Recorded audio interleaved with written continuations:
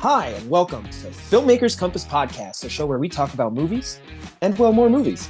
I'm D-Man, joined by CP, and we have another great episode in store for you guys. It is the finale of our Christmas holiday season podcast, so that's pretty exciting. We have kind of a special segment in store at the end of the episode, so stay tuned. And then now, CP, how are you doing? Because I know we have one week till Christmas, and I know this is like one of your favorite times of the year.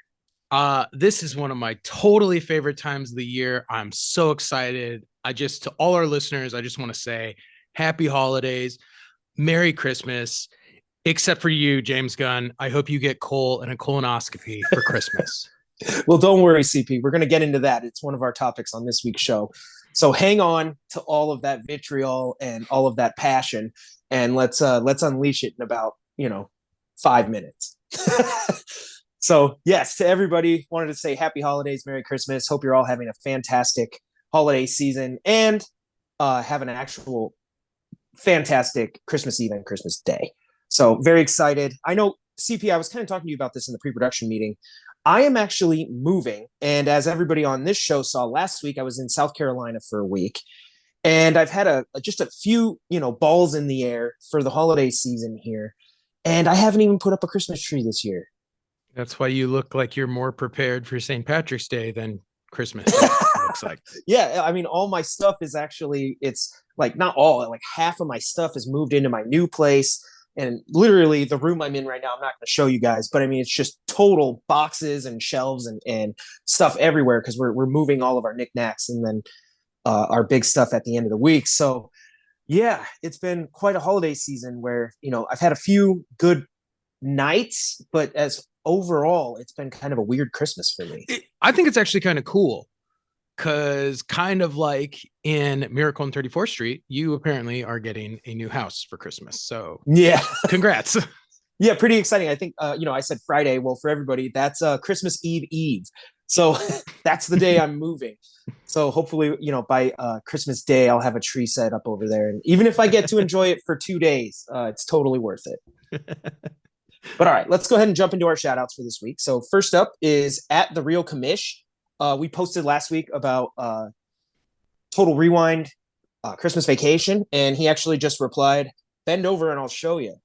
So quoting the film, and we always appreciate your comments at The Real Commish. Chris Espinoza responded to a video that you put out, CP, asking who is the best movie, film, TV Santa Claus, and he said Alec Baldwin, Rise of the Guardians. Never seen it.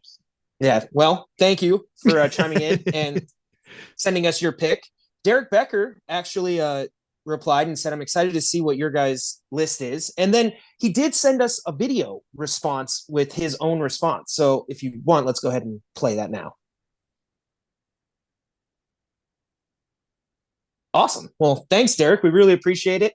And that was pretty sweet. Yeah, we're always happy to, if you guys send us any audio recordings with comments and feedback, we can play those during the shout outs on each week's episode. And if you send us any videos like that, video responses, we're more than happy to play them. I think it's great. So thank you so much. And glad to hear what your picks were. So next up is Jenna Calfian. And she said, Tim Allen, the Santa Claus, hands down, which I agree. And she said, "But I love that they made a series. Is it good? My kids love all 3 Santa Claus movies, CP. Now, so we have them all on all the time. And Tim Allen really does nail it. I have to say that Kurt Russell was a great Santa too, but he had his own spin on him. So I actually agree. Those were my 1 and 2. So I'm right there with you. So thank you for that comment. We really appreciate it. Next up is John Michael Cords. He said Kurt Russell, which I'm assuming is referring to Christmas Chronicles. So that's Kurt Russell getting a few mentions. Well done. Yeah. Maybe we'll tag him in the post. Brad Banaka jumped in and said, "Do you want to do a review on more?" So CP, what do you think? Let's do it. I'm always up for that. All right, Brad. Maybe we'll get you back on the show, man. It would be fantastic. I hope you're having a great holiday season. So next up, I'm going to throw this shout out over to you, CP. A shout out to the CSUSM reunion. Tell us a little bit about what happened there. Oh, yes. Went to a little holiday party with Dustin's wife, but no D-Man. And it was good. South Carolina. All the people from college got together, had a good time, talked a lot of That's smack awesome. on you. It was actually probably better that you weren't there. Did you get to hang out at Matt Helson's house? Yeah, it's probably the first time anyone's has hung out over there because he doesn't have any friends. Well, okay, so I have a question for you. Matt Yeah, Hellison, 2 weeks out from Christmas. Did he have a tree up? did not have a tree up. Did not even have Oh my Christmas lights God. up. That's gross. And do you know the worst part? So there's actually some amazing Christmas light like community displays in Fullerton, in parts of Yes. Orange County, Orange, like that whole area. They have a couple good blocks. We After we went out, we got dinner and we're like, hey, let's go look at some lights. He did not want to look at Christmas lights. God, he actually drove back to his house and just ignored everybody. Oh, Matt, we got to get this. We need to get the green. We need his heart to grow 3 sizes. 3 sizes? That's not going to do anything. It has to be like 27 sizes. Man hates Christmas. Find your Christmas spirit, Matt. So, well, I'm glad you guys had fun, though. I know my wife, Steph, actually said she had a great time. So I'm glad it was a good time, even though I couldn't be there. So next up on my shout outs, I do have to give a personal shout out to Yvette. Congrats on finishing school, finished in the fall semester. So just want to say congratulations and good luck on all your future endeavors and everything you're working on. And then finally, I have to give a huge shout out, CP. Don't get mad at me, but I have to give a shout out to the Colts, who blew a 33-point lead. We got to talk sports for a second. I know this is a movie podcast, but this is the largest blown lead in NFL history. And you and I both happen to be Colts fans. Oh, so it was a rough weekend. And the worst part is I know Ryan Weinzettel was at his house just partying it up, just having the best time of his life. Man, I could not. I don't even know how that's possible. And again, just talking sports for 1 second, you could, if you're leading 33-0 at half, you could basically just run the ball and there's just not enough time. Like, I don't even know how that's possible. Honestly, I kind of think the problem's Matt Ryan, because it's very reminiscent of that Super Bowl lead that he blew against the Patriots. Well, he's now blown the largest Super Bowl lead, and now he's blown the largest lead ever in NFL history. So it's just horrible. And Matt Ryan, I just brush it off, man. I don't know. But don't let that happen again. I don't know how this is possible. How can that's what blows my mind is how can one team be so bad for one half, right? I think they only passed for like 43 yards in the first half, the Vikings. Actually, you know what? Now that I think about it, this shout out should have gone to the Vikings. The shout out should have been it should have been a recognition to the Minnesota Vikings. Congratulations. The Colts blew a 33-point lead. So technical difficulties over here. But yeah, how can you be so good for one half and the other team so bad for one half? And then you absolutely flip. You're like, okay, now we're absolutely horrible and they are amazing.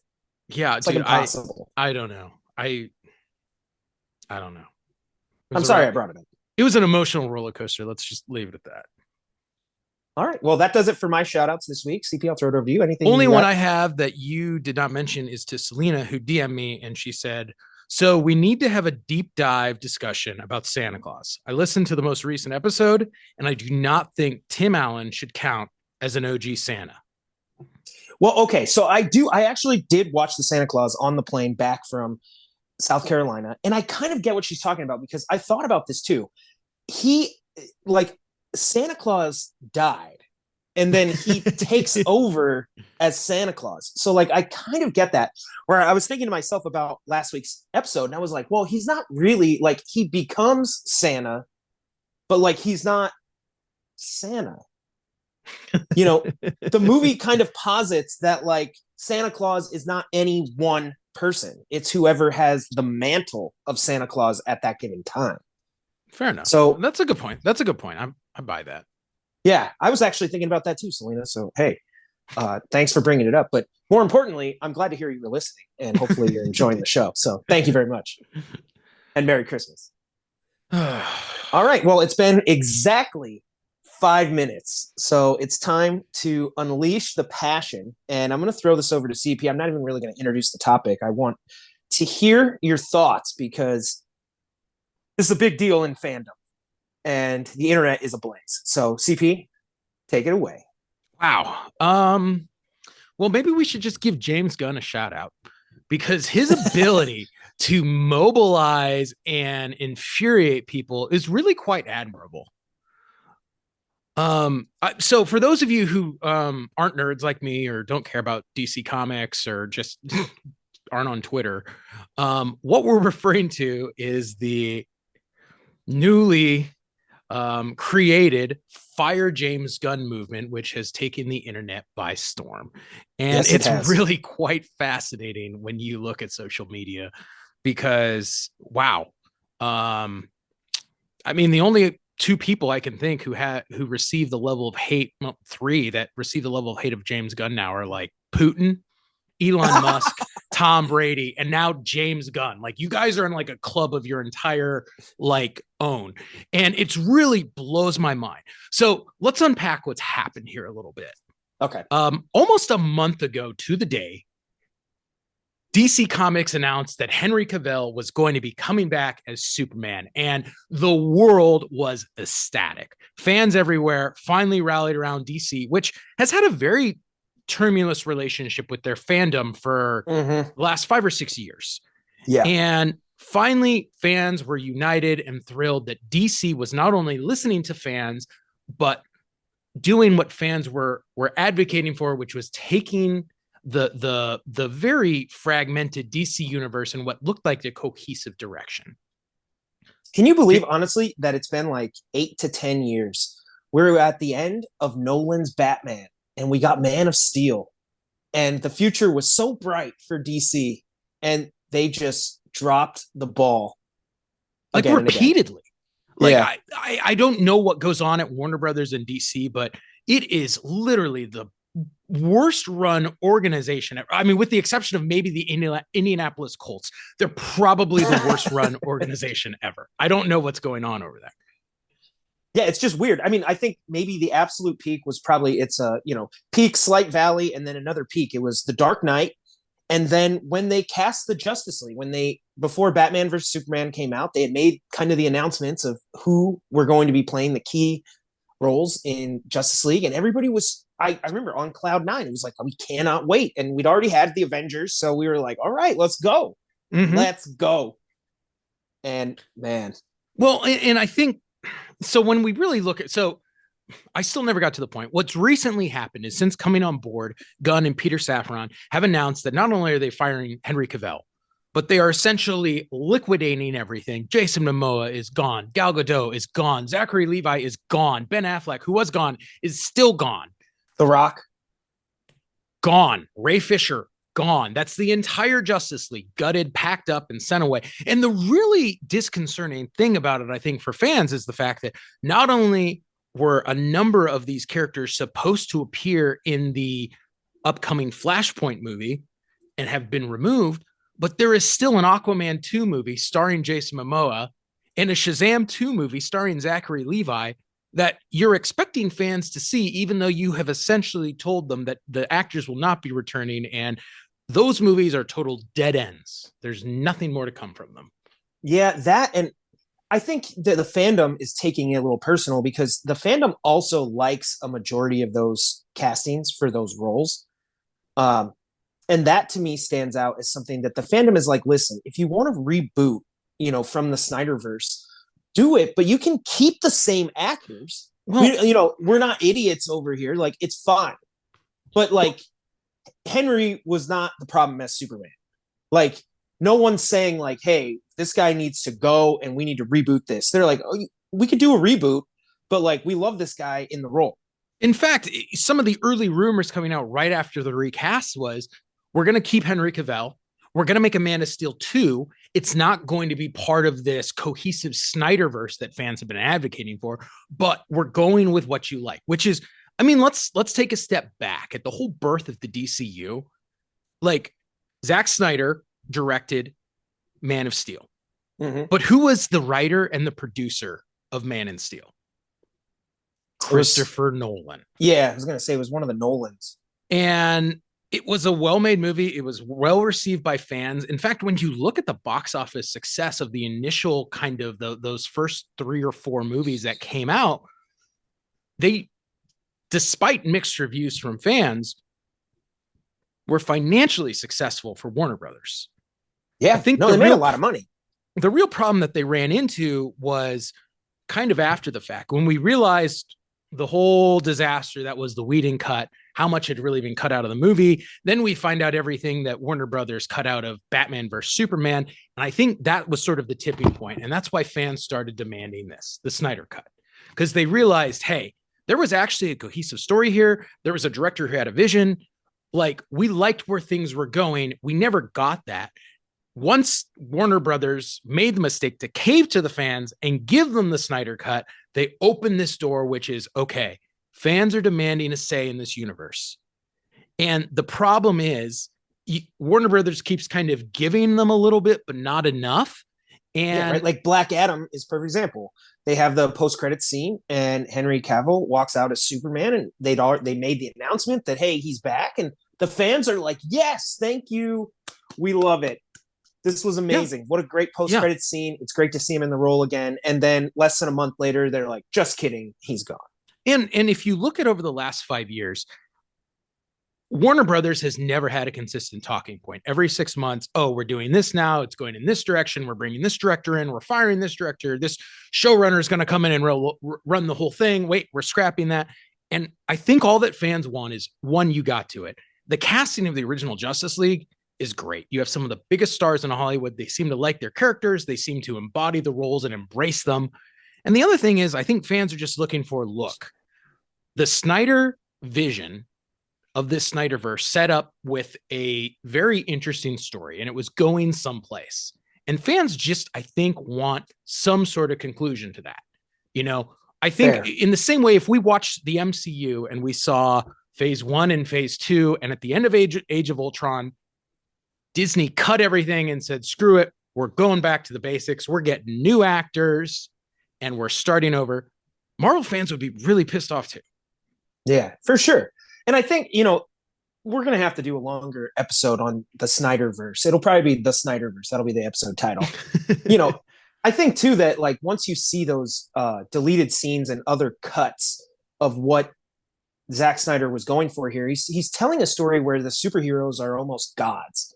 Mm-hmm. Right. Mm-hmm. And I think, you know, Marvel is telling a story of seemingly the everyman. I mean, not the everyman. I mean, like, you know, Robert Downey Jr., Tony Stark is a billionaire, but like, just, you know, kind of a guy who acquires these kind of powers. And Zack Snyder's playing in this kind of different sandbox with these gods and all this stuff. And once I think the other cuts came out, the fans really rallied behind that narrative too. Yeah. That this isn't, you know, just a carbon copy of the MCU. Yeah, like a carbon copy. You're like, oh, okay, they're doing something here thematically that actually does kind of work. If Zack Snyder was given the freedom, it just seemed like somewhere along the way, which I'm assuming it's around Batman v Superman, Warner Brothers was like, we need to make this more like Marvel. Well, and we've talked about it. And the Batman vs. Superman theatrical release is actually 45 minutes shorter than the Batman v Superman Ultimate Cut, which is what Snyder envisioned. And that 45 minutes is a lot of characterization and story, and they are totally different films when you watch them back to back. Yeah, and I'm not going to sit here, and I'm not saying that, like, oh, Zack Snyder's Justice League or Batman vs. Superman are, you know, modern masterpieces, right? I think they do have their flaws, but I do think thematically there is a story that's being told throughout, and for whatever reason, Warner Brothers just kept flip-flopping on what they wanted to do and how they wanted to approach the whole thing. And it's looked, you know, a lot like kind of Star Wars at the movies, where it was like, do you guys have a plan at all? Are you just like making movies just because? Like, this should have some cohesion. It should be going somewhere, right? We know you're making a trilogy. Those 3 movies should be connected. No, you're absolutely right. And I think, so getting back to the issue of James Gunn, what's the problem? And I think, why are fans really pissed? I don't even think it's the fact that he dismissed Henry Cavill. I don't think it's the fact that he wanted to reboot. I think it comes down to, as it does in many of these instances, the way that it was done. The first tweets that went out from Gunn and Safran were, hey, we're going to sit down. We're going to look at what worked, what was successful. We're going to keep what wasn't. We're going to scrap. Which, when you look at the numbers, all of the, you know, Aquaman, Wonder Woman, Batman v Super, those were financially successful films. In fact, the biggest blunder financially, as for the DCU, was actually the Suicide Squad, written and directed by James Gunn, which according to Gunn is the only thing that he wants to keep. So there's a little bit of nepotism here, which I think rubs people the wrong way. Oh, that's funny. The other thing is they said, we are going to listen to the fans in this matter, which when you look at the kind of impassioned Warner Brothers, DC fan community in the internet, their problem has been the fact that they just wanted people at the higher levels of DC who heard the fans. The issue with Toby Emmerich and Walter Hamada, when they were in charge, was the fact the fans are saying, look, we're telling you what you want, and you two insist on doing the opposite. And so when Gunn came in and everyone was like, cool, we have a guy who says he's on the side of the fans. He wants to listen to him.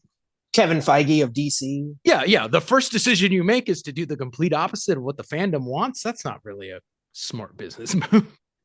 Yeah, and the fallout is still happening. I just read earlier today that apparently The Rock unfollowed the Black Adam account. I mean, he's very, very upset. I think he was incredibly excited to be a part of the DCEU, and to that end, he worked very hard to get the Henry Cavill post-credits scene with Superman in the film because he was excited. He wanted to do Black Adam versus Superman, and I think Shazam's in there somewhere. Yeah, and I don't know. It was exciting. I think he had a vision for what he wanted to do, and I'm sure behind the scenes, people are like, "Yeah, that's great. Like, let's see if we can make it happen." And then to just have, a total kind of clean slate, like, hey, all those ideas are gone. In fact, we don't even know if you're still going to play Black Adam. I don't even know if we're going to have Black Adam. You're like, what the hell? Right. Like, I signed on. I thought this was going to be like a whole, a shared universe, and we were going to get solo movies and team up movies and battle movies, and it was going to be a whole thing. And now you're just telling me like it's over?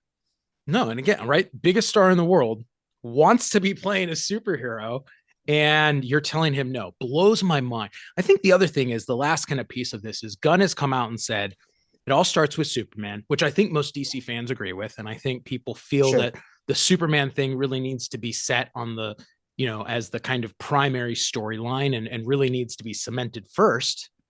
But the problem here is James Gunn came out and said, hey, I'm going to write a new Superman. I'm rebooting it and I'm writing it and I'm at the helm. And I think the other problem for a lot of fans is they want someone in a Feige role who can write the ship and then hand it off to talented filmmakers, writers, directors, producers to execute.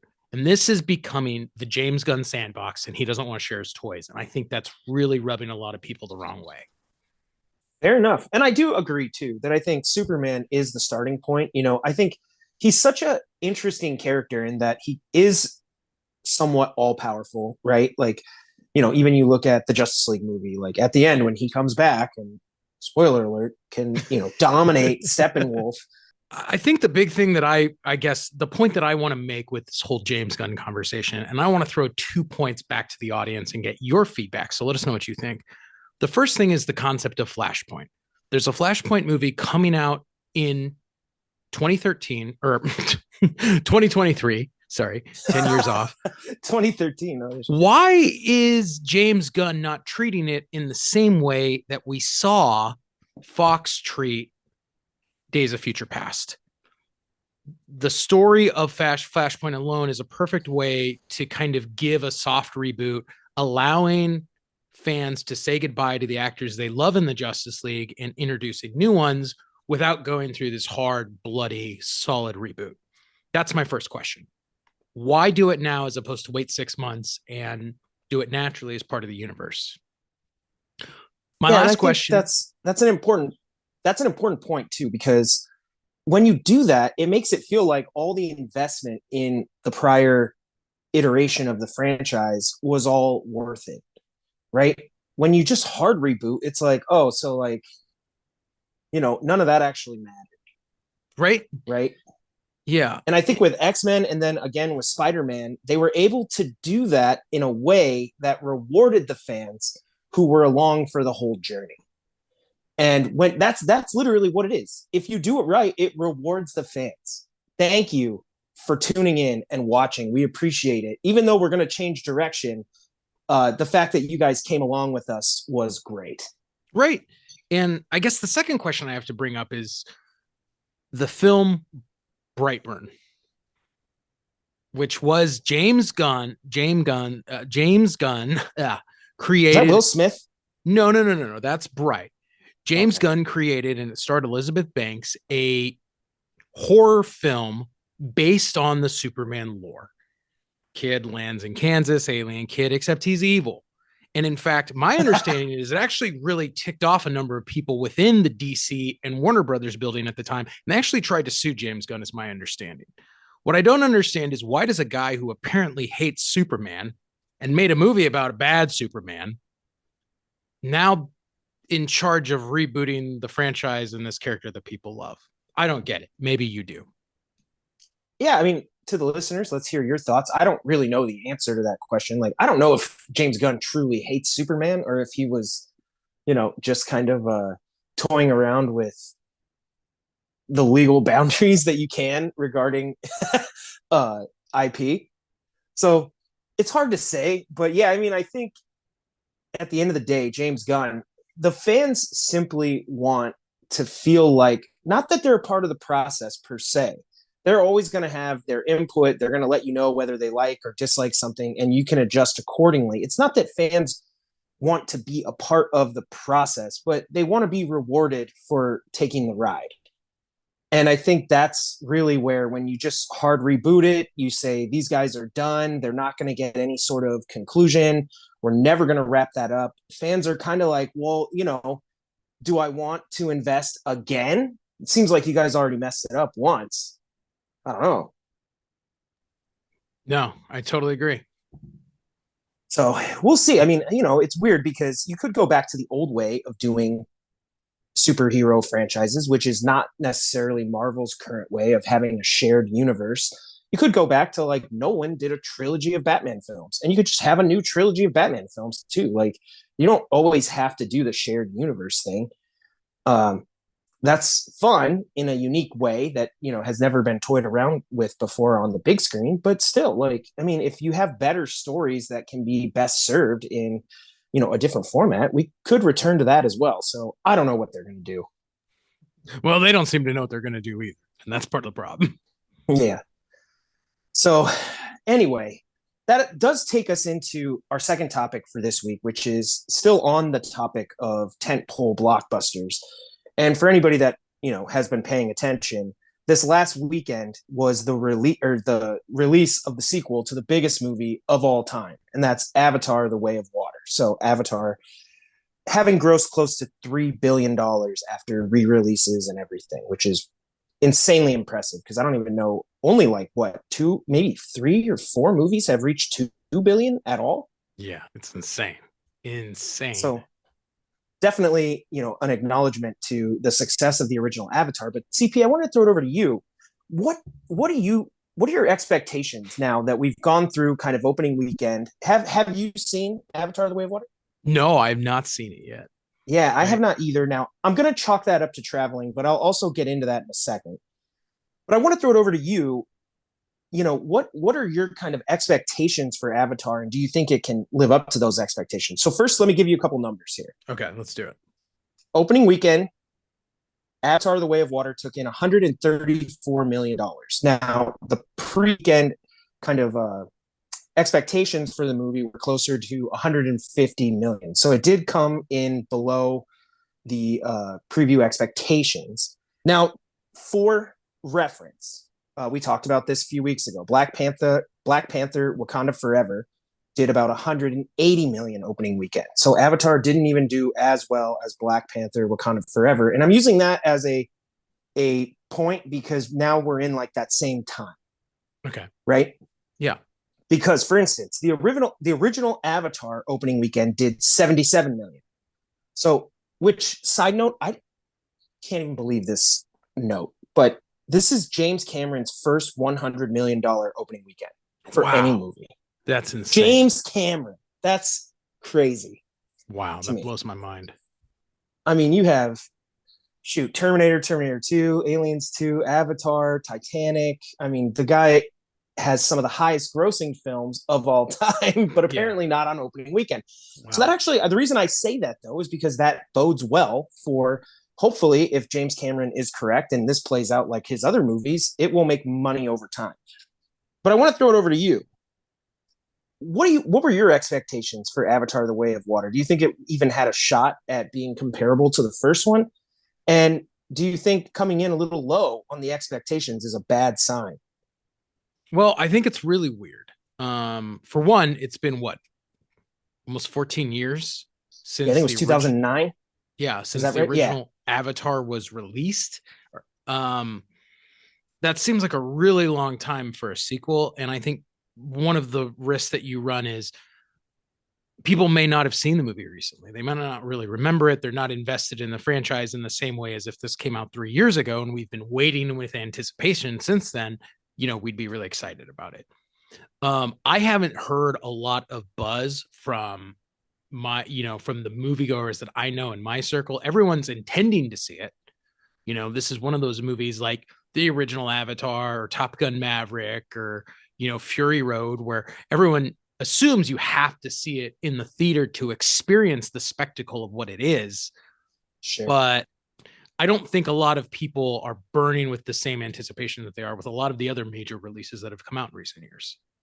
Yeah, I mean, the box office as it is today, and more, with slight, kind of putting a line somewhere, pre-pandemic was, these tentpole blockbuster movies need to do really well on opening weekend because the diminishing returns were, that was a steep decline. Yeah. And so James Cameron movies all the way back to, Terminator, Titanic, and the original Avatar have all had longevity in the theaters. He's created experiences that A, people wanted to go see again and again. And B, like you said, for those who weren't able to catch it opening weekend, people still felt compelled to go to the theater to see it. His movies were not, let's wait for home video, or in this case, streaming. It is a bit of an experience to see it in the theater, and home viewing just can't do that justice. A perfect example, like you said, Top Gun Maverick. I went over to Matt Helson's house, and when I got there, he was like, "Hey, I saw that Top Gun is actually out on streaming now." So he's like, "I'll buy the movie, and we could just go pick up a pizza, and we can watch it here at my house." And I was like, "Matt, you know what? I'm really going to throw it out there. I think we should go to the theater. Like, I think we should go see this movie on the big screen because I think it's way better in that setting." And to be fair, I hadn't seen Top Gun in streaming, so maybe it's still great. You guys can all correct me if I'm wrong. But I just feel like there's certain movies that if you're in the theater, you're in the dark room, you're sharing the experience with the other people around you. I mean, a movie can really be bigger than just the movie. And hopefully that's what Avatar is, because I'm still looking forward to seeing it myself. I have not seen it either. But the other thing I would like to note about Avatar is that the first Avatar ushered in the era of 3D, and to this day probably stands as maybe the only film that was ever actually released in 3D worthy of the experience. True. Absolutely. Absolutely. So we also have to acknowledge that while Avatar kind of really got people excited for 3D experiences, they have virtually disappeared. Oh, yeah, absolutely. 3D TVs that were sold in Best Buy, no more. Nobody wants a 3D TV. 3D movies, higher ticket prices, nobody wants to pay it because the experience is generally lackluster. Avatar being the only movie that really felt like it was enhanced by the 3D experience. Most movies just could not deliver on that goal, which is watching it in 3D is better. Absolutely. So I am curious if this one can deliver that sort of viewing experience. Because like you said, if I go see it in 3D and then I come back and you haven't seen it, or, screw it, I got a podcast, I can talk to the world.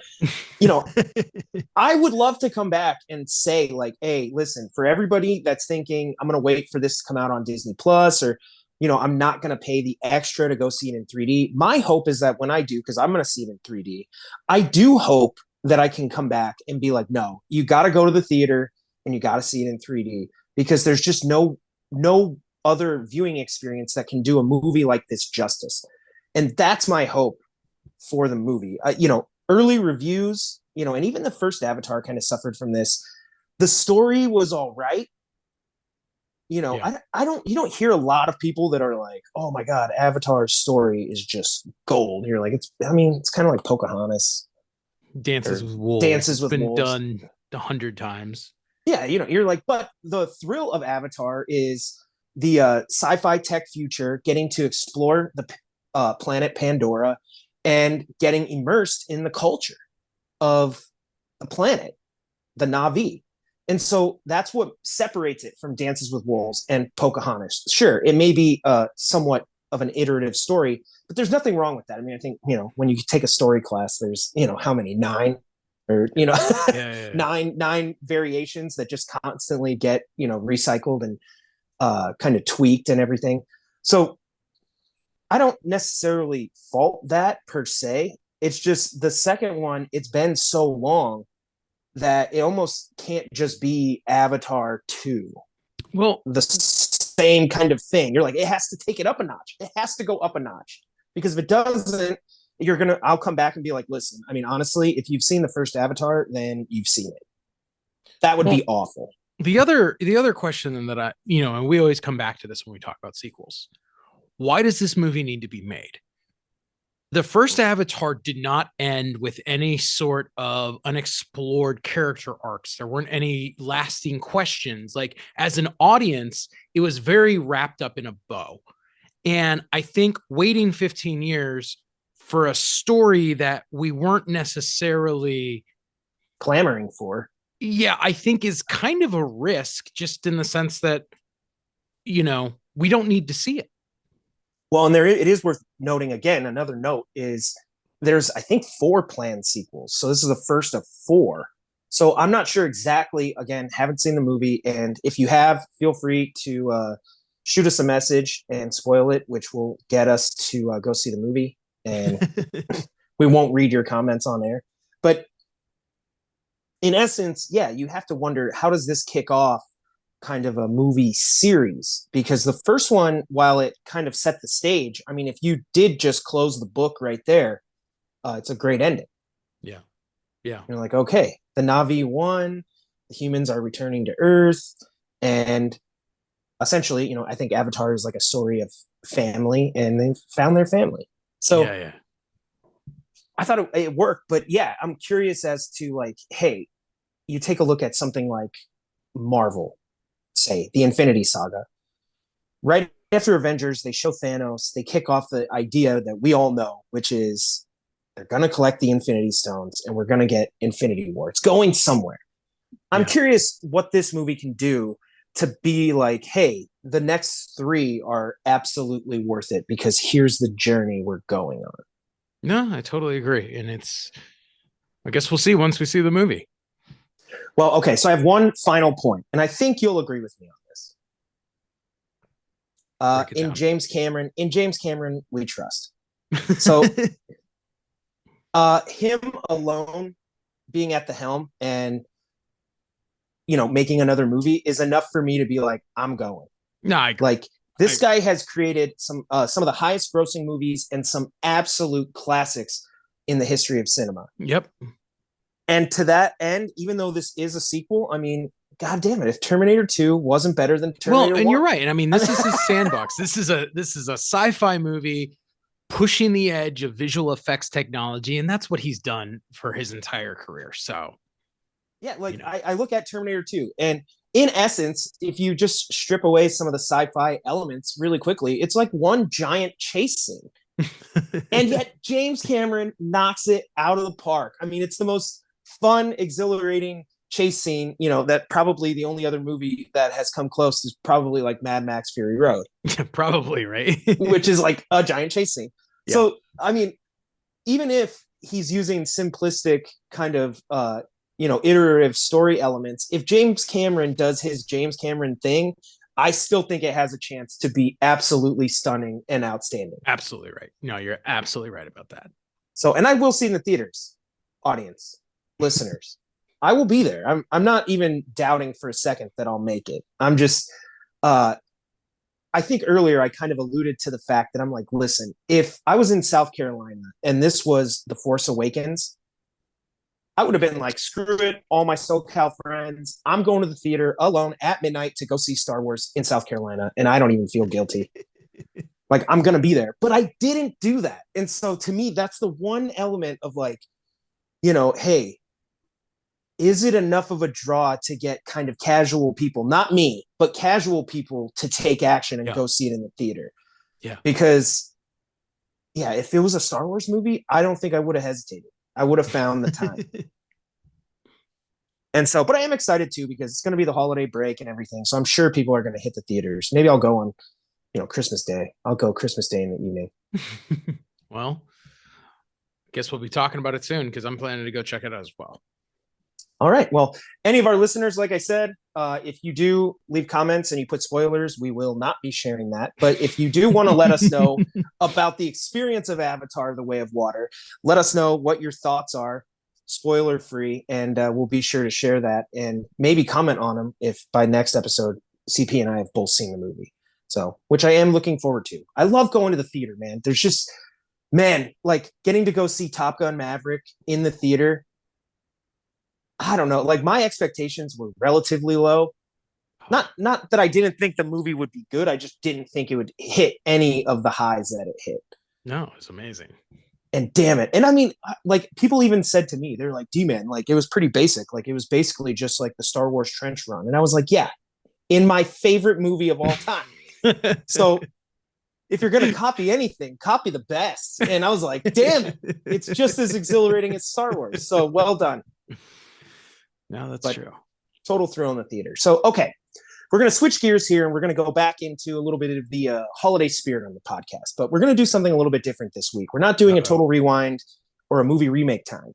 This week, we are going to do some Christmas movie trivia. Ooh, so, okay. It's a little fun for us because obviously, as a listener to this show, you can guess along with us. But CP and I both went. Now, we might have some overlapping questions because we can't compare because I'm not supposed to know what questions you picked and which questions I picked. So, but we are going to read some trivia questions back and forth for Christmas movies, and we will try to guess the answers. So I have a couple that I think they're gimmies, and then a couple that I'm looking for very specific answers. CP. Ooh, all right. This might be hard. You put me on the spot. How do you want to do this? You want to ricochet back and forth, or? Let's do it. All right. So you start us off. Oh, I'm going to start us off. Okay. All right. Well, this should be, you know what? I'll start with a real easy one. Okay. All right. So, in what popular 1990s Christmas film can Miracle on 34th Street be seen playing on the kitchen TV? Home Alone. Absolutely. Yeah. He's got that little TV.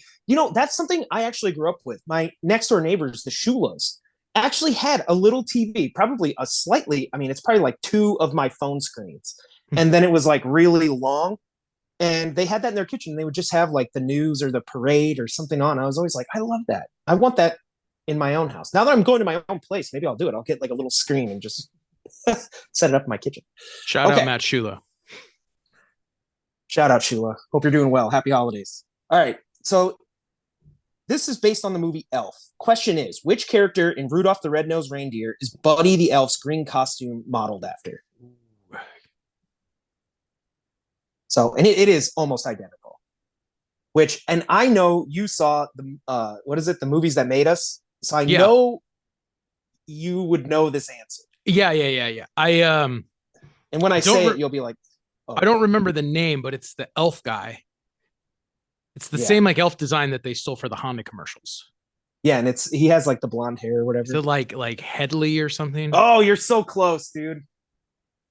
You're so close. What is it? It is Hermie. Oh, yeah. Okay. Hermie the elf. Well done. That was pretty close. I mean, I know you know it.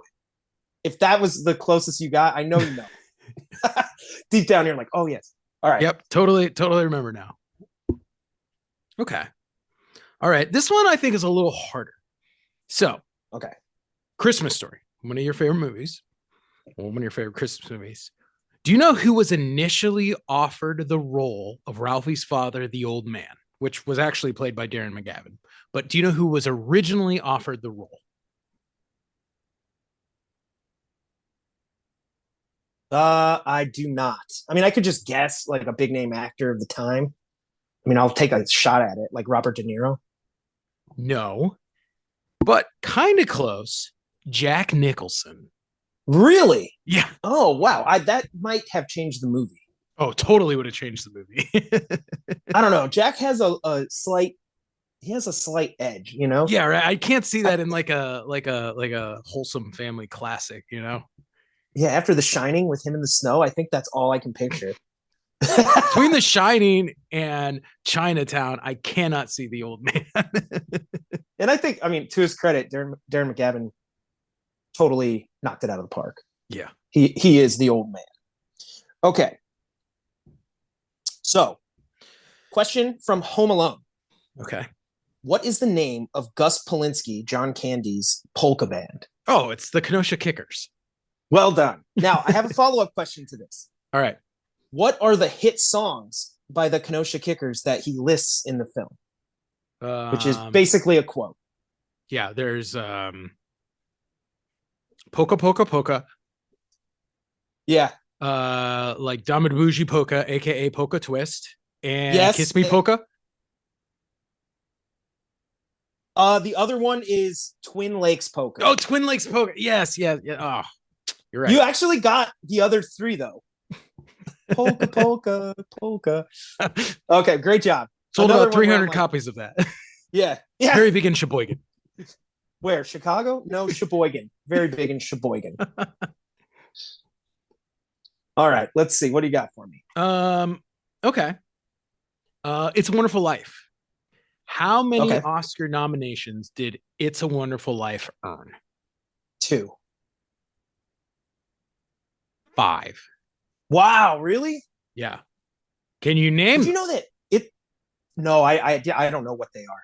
But I mean, did you know? I didn't know this, but It's a Wonderful Life as an actual screenplay and a movie is considered one of the greatest movies.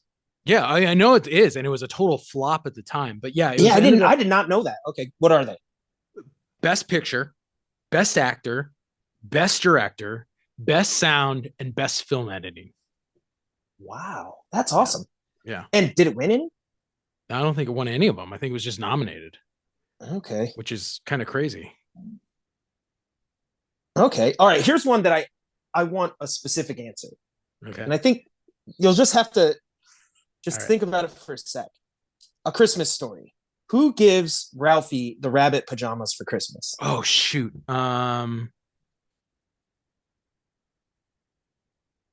Yeah, this one's it's a specific answer. Is it like Aunt Irma? Oh, you're close again. Oh, wait, say another one. You're close. Aunt Edna? It is Aunt Clara. Clara. Oh, what am I Dude, you're like right on these variations. I'm like, I know you know it. Aunt Clara. Yeah, that's right. She always gives you the best gift. Yeah. Oh man. Okay. Go upstairs and put that on right now. Okay. This is from an actual movie we talked about a few episodes ago. There's an unscripted moment in National Lampoon's Christmas Vacation. Okay. And actually, in it, Chevy Chase, it resulted in Chevy Chase breaking his finger. Ooh, I know this story. Go. I do know this story. I remember reading about this in Christmas trivia that I used to do for the IBC podcast. So way back in the day. Do it. And it is when he punches the Santa Claus when the lights don't turn on. Yep. You're absolutely right. Good job. Yeah. Mikey got me on that. Shout out Michael Tacone. He got me on that one because I was like, ooh, I don't know. That was like, I remember one time we were doing trivia and Hellison asked me, he's like, what does AT-AT stand for in Star Wars? And I was like, oh shit. But I know it. I was like, all-terrain armored transport. But the fact that that just irked me that he got me. Because I was like, oh my God, I'm a Star Wars guy. Like, and he just put me on the spot. So yeah, that one I did know because I've had that come my way in trivia before. Nice. All right. Here's a fun one from Elf. Okay. What are Buddy the Elf's 4 food groups? Ooh, okay. Candy canes, 2, candy corns, 3, and syrup. 4. You nailed it. Well done. I watched it like 2 days ago. Oh, that's Elf sweet. We have 4 food groups: candy, candy canes, candy corns, and syrup. Okay. How about this one? What distinction does the song White Christmas hold?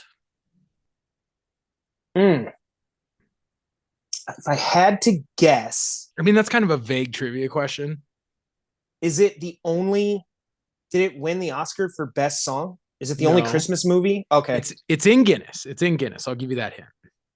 I was going to say, is it the only Christmas song or like theme or a song from a Christmas movie to win an Oscar? That would be my guess.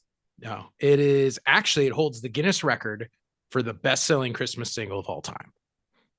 Okay. Got it. White Christmas is actually my mom's favorite Christmas song.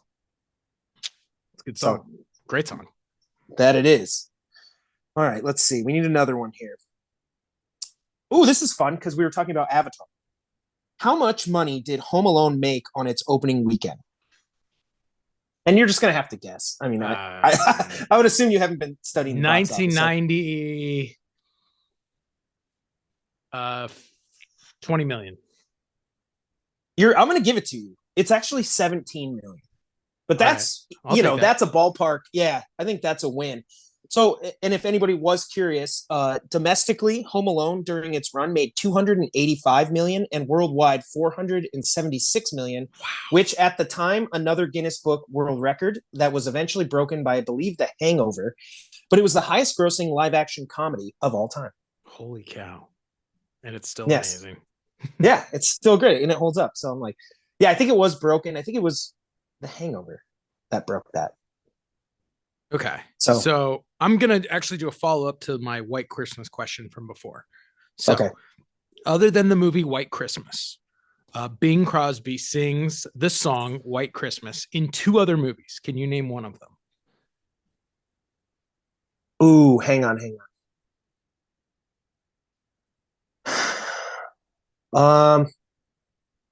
And when you say he sings, you mean it's just a song in the movie? Like, no, I mean he actually sings it in like front of the camera, like for the movie. Yeah.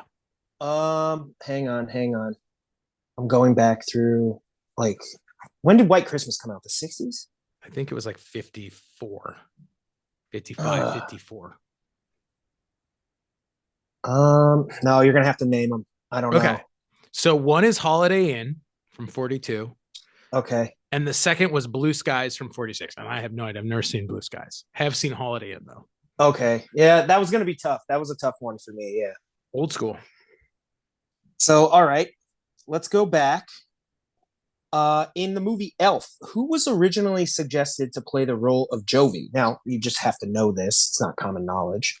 But I'm asking you because you do have an opinion on this person. Ooh, someone I have an opinion of. Then I'm gonna say Jessica Alba because I have a very high opinion of Jessica Alba. I mean, I think I wasn't going for that opinion, but it's actually Katie Holmes. Ooh. So who I know you feel strongly about Batman Begins and getting recast. Yeah. Very interesting. Okay. Okay.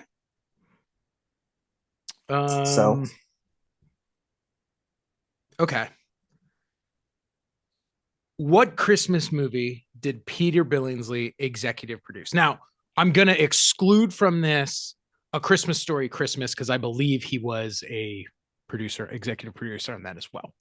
Okay, and so it's a Christmas movie. Christmas movie, yes. I am going to guess Elf because I know he's friends with Jon Favreau and Vince Vaughn. Yeah. I'm going to guess Elf. Good guess. He does make a cameo in Elf, but no, it is actually Four Christmases, which has Jon Favreau and Vince Vaughn in it. Okay, so I was close. You were in the same ballpark. It's the same group of guys. Okay, cool. All right, let's see. This one I think you'll know. Who plays Rusty, Clark Griswold's son in Christmas Vacation? Which it's kind of funny because I know this and I was like, oh, shoot, I did not ever think about it. But when you see him, you're like, oh, yeah, it's totally him. And I will say this. I'll give you a hint. He stars in a popular sitcom in the 2000s. I have no idea because isn't Rusty in the first one Anthony Michael Hall? Yes, who also then went on to star in a number of before this and after, I think, a bunch of John Hughes films. Yeah, I have I no think it idea. was like uh it is actually Johnny Galecki. So yeah, No Big Bang way. Theory. Oh Yeah. my And gosh. if you see him, you're like, oh my God, it is him. It's him. I can totally see that now. I can't. Yeah, wow. Yeah. So that's a funny piece of trivia. That is funny, dude. I had no idea. Let me see if we have any more here. You got any questions? Yeah, I got one. All right, All right. let's do This it. is kind of adjacent to A Christmas Story. Do you know what year the novel In God We Trust, All Others Pay Cash was initially published? I'm guessing. So the movie came out in what, 83? I'm gonna guess 68. That's actually incredibly close. I had no idea, and I've read the book. 66. Oh, okay, so it's So close. we'll give it to you. I mean, that's like within the 5-year rounding window there for dates. I mean, it was just a guess. I don't know. No, solid. Good guess. All right, now this one's kind of interesting, but kind of cool. So, where was the iconic scene at the end of Elf where the cast members sing "Santa Claus is Coming to Town" filmed? I would think Central Park, but You're correct. They actually filmed that on location. That's pretty cool. Which, for a Hollywood movie, I mean, if you actually watch the scene, you're like, that could easily be a backlot. Like, yeah, that's true. That's but true. they actually did they that. Actually went there and did it in Central New York Park. City. Yeah, it said it was 6th Avenue and Central Park South in New York City, which is pretty cool. Now I'm always going to watch that and be like, oh man, that's actually New York. That's right outside of Central Park. All right. What Game of Thrones star makes an appearance in the movie Elf? Game of Thrones. Oh, Peter Dinklage. Yeah, you got. Yeah, come on. It's Miles Finch. Yeah. The Miles Finch. And he nails that character too. Oh, it's amazing. He's hilarious. He's actually a great actor. Okay, I got another one from Christmas Vacation. Okay. What are the names of the neighbors in Christmas Vacation? I knew their first names. I did not know their last name. So if you can get the first names, that will be correct. No, I don't know. I got nothing. It's actually Todd and Margot. Todd and Margot. Okay. Yeah, I think she says something at one point. She's like, "What about this, Todd?" Yeah. And then he's like, "I don't know, Margot." Yep, you're right. Their last name is Chester, which I didn't know that. Wow. Is that even ever mentioned? Yeah, I'd have to rewatch it. I don't know if they ever say that. Huh. So I was like, okay. I mean, first names would have worked. But yeah, they do actually have a scene where they kind of go back and forth with their names. Yeah, you're right. This is my last question. Okay. And it is about the original Miracle on 34th Street. Okay. What real life event did Edmund Gwen, who played Santa Claus, attend as the movie character Kris Kringle? This is a guess too. I mean, so wait a minute, hang on. I was gonna say, did he go to a mall as Santa? But now that I'm thinking about it, it's probably the parade. Yep. Edwin Gwen dressed up as Santa Claus for the 1946 Macy's Day Parade. And that's actually how they filmed him. Yeah. Yeah, I was like, that's probably how they had to get some of those shots. Just send him out there and good job. Get as much as you can. Have him read whatever lines you can get in and try to make it work. And then if you got to get some tight shots on lot later, you do that. Yeah, right. Okay. So let me ask you one more question here. I want to ask you two questions. All right, So first one's from Home Alone. Which actor quit the movie over a salary dispute?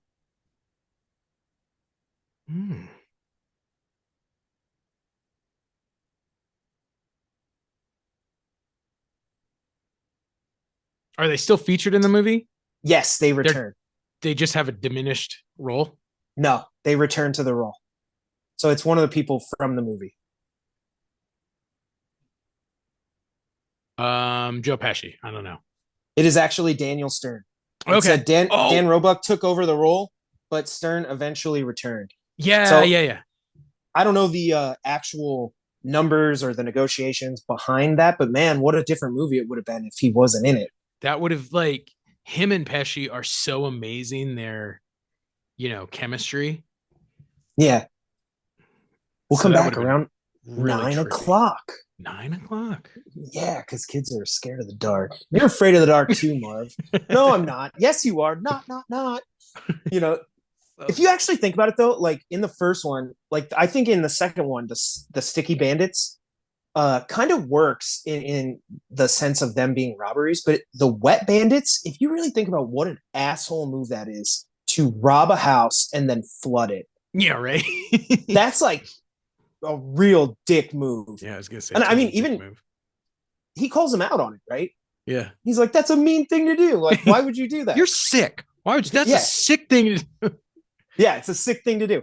Yeah, like I thought about it watching the movie, and I was like, that really is like really messed up. That you're gonna rob somebody during the holiday season, which is just a kind of to take it up a notch.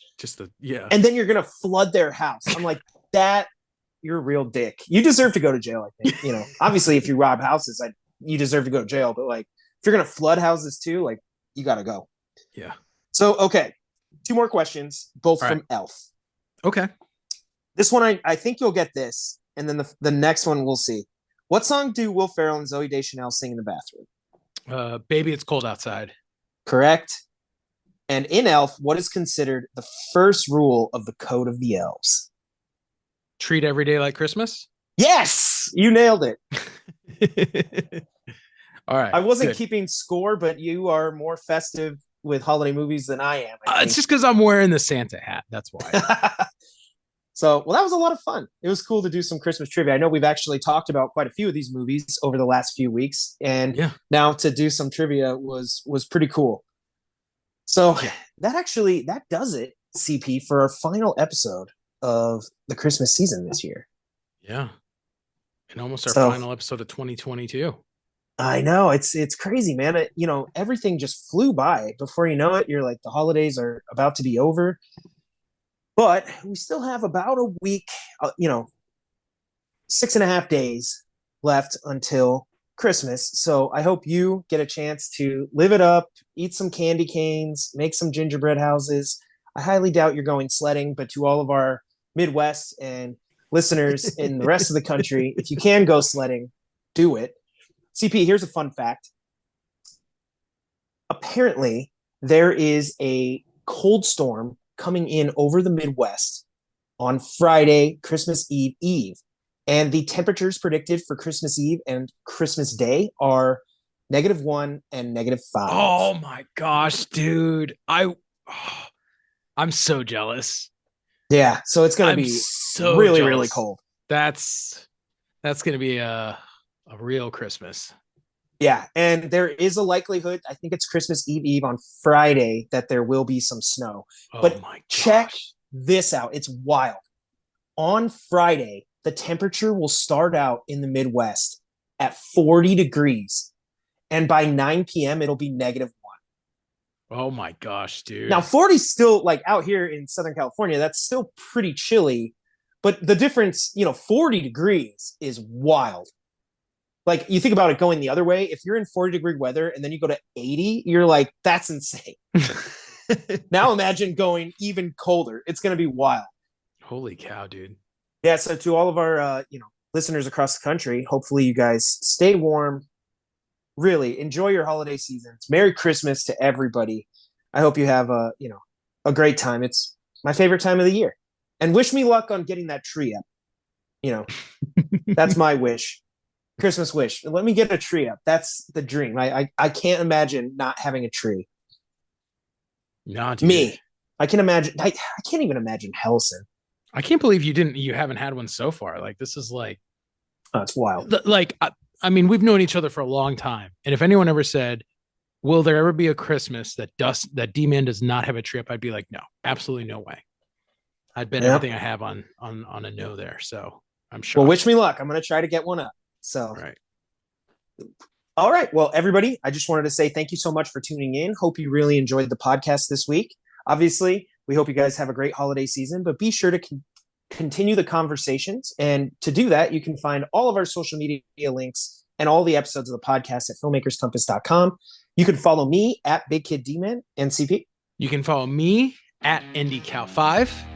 Thank you for checking us out. Keep watching movies, and we'll see you back here next week as we talk about New Year's. All right. Merry Christmas, everyone.